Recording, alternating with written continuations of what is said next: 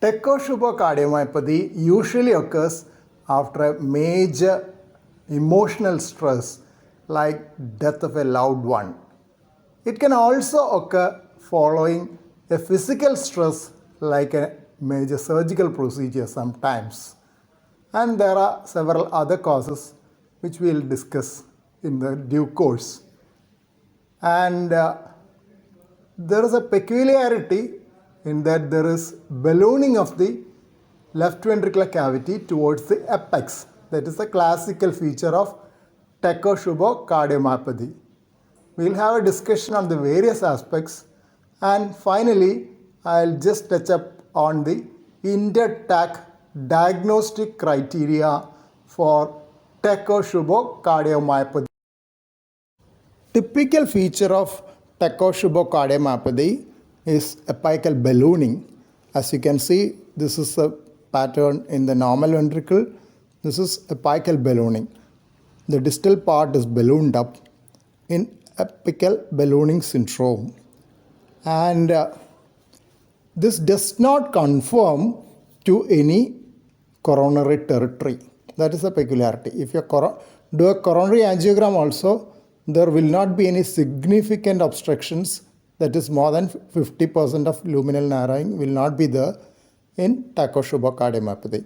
Sometimes it is needed to differentiate it from acute coronary syndrome, as symptoms may mimic acute coronary syndrome, may present with chest pain, sometimes in pulmonary edema.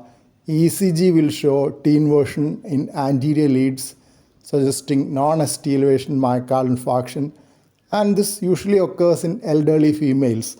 They are otherwise also prone for coronary artery disease and acute coronary syndrome. Nowadays, most often the diagnosis is made by echocardiogram, which will show hypokinesia in the distal territory with good contraction at the base of the left ventricle. There are other variants also, inverted form of Takotsubo cardiomyopathy with good contraction at the apex, ballooning in the basal region. Then there is mid-ventricular variety, and there are varieties with left ventricular outflow tract obstruction and mitral regurgitation, systolic anterior motion of the mitral valve resembling those in hypertrophic obstructive cardiomyopathy. So there are variants. There are some who do not agree that those are actually Takotsubo cardiomyopathy. They will say that is having a different feature. Anyway, there are different descriptions in literature. All are often considered as part of Takotsubo cardiomyopathy. The mechanism is supposed to be the sudden release of catecholamines. So this can also occur in pheochromocytoma with a surge in catecholamine release.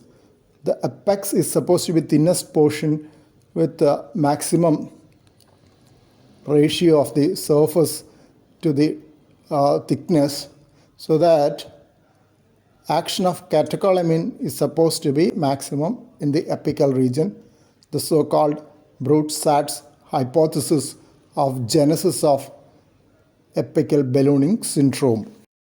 Now, how did the name Takotsubo cardiomyopathy come?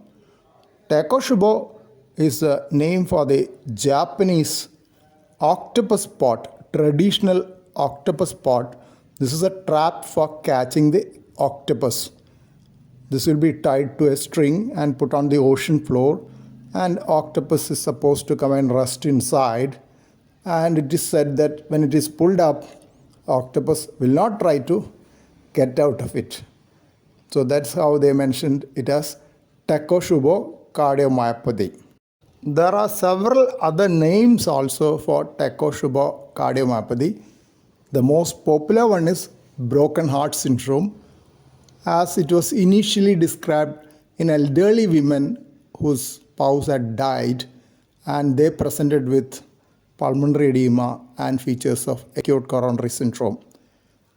The advantage in case of stress cardiomyopathy is that most often they recover completely. Even though the initial presentation is very stormy, they usually recover completely. But recurrence can occur if another major stress occurs, about 2 to 4% annual recurrence rate has been described for stress cardiomyopathy, also known as apical ballooning syndrome.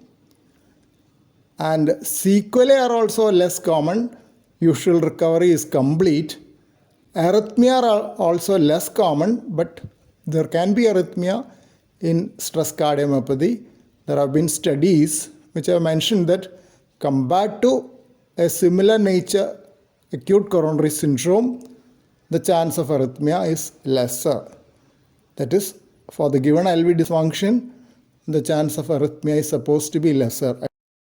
Finally, we come to the InterTAK diagnostic score by the InterTAK registry group based on the International Takotsubo registry.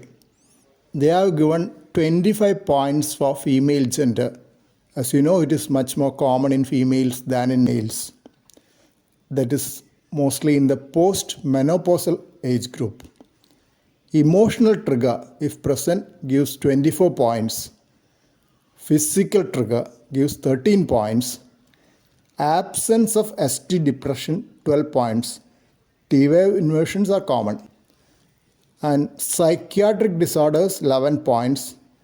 Neurological disorders, 9 points. And QT prolongation, 6 points. If the sum total of points is 50 or more, they say there is 95% specificity for Takotsubo cardiomyopathy.